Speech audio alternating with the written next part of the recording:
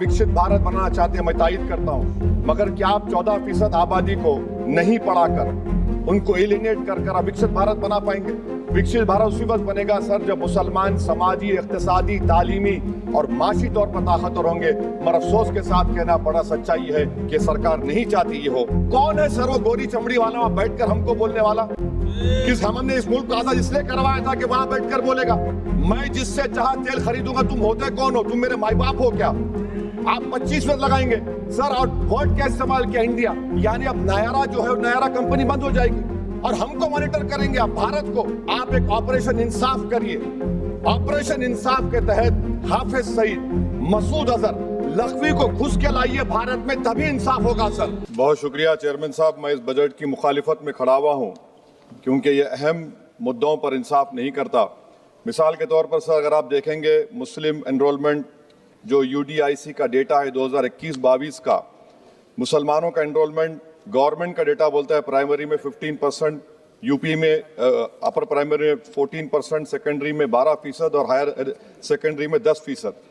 Primary से लेकर higher secondary तक आते सर 5% की गिरावट होती है। वही सरकार का AISHE का डेटा है 2020-21 का। 2016-17 में मुसलमान 4.87 थे एजुकेशन में, 19-20 में बढ़कर 5.45 हुए और 2021 आते आते सर वो 4.64% हो गया। यानी जहां पर मुसलमान 2019-20 में 19,21,000 पे आगे, यानी 1,79,000 की गिरावट आई। क्यों हुआ सर?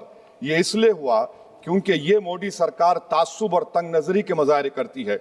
इसी वजह से मुसलमानों अक़लियतों में ड्रॉप आउट रेट ज्यादा है, लो एनरोलमेंट है और वो हायर एजुकेशन तालीम को मुकम्मल नहीं कर सकते। सर 3 स्कॉलरशिप स्कीमें हैं, 5 साल से cabinet committee of economic affairs in स्कीमों की मंजूरी नहीं दे रही है सर। 5 साल से। ये आपकी तासुब और नफरत नहीं है तो क्या है बताइए आप? बजट तो पास हो रहा है ऐवान में, 5 साल से आप पैसे नहीं दे रहे हैं। क्यों? क्योंकि cabinet committee of economic affairs इसको मंजूरी नहीं देती है। और मैं बताना चाह रहा हूं, आप विकसित भारत बनाना चाहते हैं, मैं तायद करता हूं, मगर क्या आप 14% आबादी को नहीं पढ़ाकर उनको एलिनेट कर विकसित भारत बना पाएंगे? विकसित भारत उसी वक्त बनेगा सर जब मुसलमान समाजी, इक्तिसादी, तालीमी और माशी तौर पर ताकतवर होंगे। मगर अफसोस के साथ कहना पड़ा, सच्चाई है कि सरकार नहीं चाहती ये हो। सर मैं इस हुकूमत से पूछना चाह रहा हूं कि यूनिट कॉस्ट स्कॉलरशिप का 2007 और 8 से रिवाइज नहीं हुआ क्योंकि जो तालीम का कॉस्ट है उससे मैच नहीं कर रहा है। आप 3 स्कॉलरशिप को डिमांड ड्रिवन नहीं कर रहे हैं। 11 साल से आप 10 स्कॉलरशिप नहीं बढ़ाए, वही नंबर ला के रख दिए। मैं डिमांड ड्रिवन करने का मुतालबा करता हूं। सर प्री मैट्रिक स्कॉलरशिप को क्यों 9th और 10th से शुरू किया था? Sir highest drop out rate मुसलमानों का है और हमारे मसीहा वेस्ट बंगाल में बैठे, वहां पर ड्रॉप आउट रेट मुसलमानों का 23%, आसाम में 30%। आसाम की सरकार गोली मारने का वीडियो कम बनाएगी तो शायद मुसलमान पढ़ ले तालीम में। सर मैं मुतालबा करता हूं कि मौलाना आजाद फेलोशिप को दोबारा शुरू किया जाए ताकि अक़लियती और मुस्लिम बच्चे हायर एजुकेशन मुकम्मल कर सके। पेरेंटल इनकम आप इजाफा क्यों नहीं कर रहे सर? 1 लाख रुपए, 1.5 लाख रुपए क्या स्कॉलरशिप मिलेगी सर बताइए आप? और सर आपको मिसाल दे रहा हूं, आप तो काबिल आदमी हैं। 2022-23 में बजट था माइनॉरिटी मिनिस्ट्री का 5,000 करोड़, कितना आपने खर्च किया? 16%। 22-23 में सर बजट था 22-23-24 में 3,000 करोड़, 5% खर्च हुआ सर। 24-25 में बजट था 3,180 करोड़, 22% खर्च हुआ सर। PMJV के स्कीम है 1,914 करोड़, उसको आपने कम कर दिया 1,565 करोड़। तो मैं सरकार से मुतालबा करता हूं कि मिनिस्ट्री ऑफ माइनॉरिटी के बजट का 10,000 करोड़ कम से कम होना चाहिए। तासुबियत को खत्म करिए आपकी स्कीम में। सर दूसरी बात, इनकम टैक्स के बेनिफिट मिलती थी हमारे फौज के सिपाहियों को जो विकलांग थे, आपने इनकम टैक्स बेनिफिट छीन लिया उन लोगों को। ये कैसा इंसाफ है आपका बताइए? जो फौजी सर्विस में है, अरे प्राइम मिनिस्टर अगर एक ट्रेन की झंडी दिखाएंगे तो उससे बढ़ के पैसे खर्च हुआते, तो आप क्या बचा रहे? सर 11-12 साल से वजीर आजम मोदी हैं, हमारी एयरफोर्स का स्क्वाड्रन गिरकर 29 पर आ गया। 12 साल से आप प्रधानमंत्री हैं, हम एक मिड एयर रिफ्यूलर एवैक्स को नहीं बढ़ा सक रहे। पाकिस्तान के पास हमें ज्यादा एवैक्स है और ऑपरेशन सिंदूर में हमने देखा कि कितनी तकलीफ हुई। सबमरीन का शॉर्टेज है, आपको फिक्र नहीं है सर। और हम 3rd एयरक्राफ्ट कैरियर हम भूल गए। आखिर कैसे हम चाइना को इंडो पैसिफिक में रोक पाएंगे? ये देशभक्ति नहीं है सर। हमारी फौज में कमी है। क्या ये मुल्क इतना कमजोर हो गया कि हम अपनी फौज में बच्चों को भर्ती नहीं करा सकते? अग्निपथ स्कीम का रिव्यू होना चाहिए। इस ऐवान में चाइना बॉर्डर पर एक बहस होनी चाहिए। सर आप आ जाइए यूएस ट्रेड डील पर, जो ट्रंप ने एग्जीक्यूटिव ऑर्डर 6 फरवरी का निकाला, सेक्शन 4 कोट कर रहा हूं, डायरेक्टली इनडायरेक्टली अगर हम रशिया का ऑयल लेंगे तो 25% लगा देगा। कौन है सर वो गोरी चमड़ी वाला वहां बैठकर हमको बोलने वाला? किस हमने इस मुल्क को आजाद इसलिए करवाया था कि वहां बैठकर बोलेगा मैं जिससे चाह तेल खरीदूंगा। तुम होते कौन हो? तुम मेरे माई बाप हो क्या?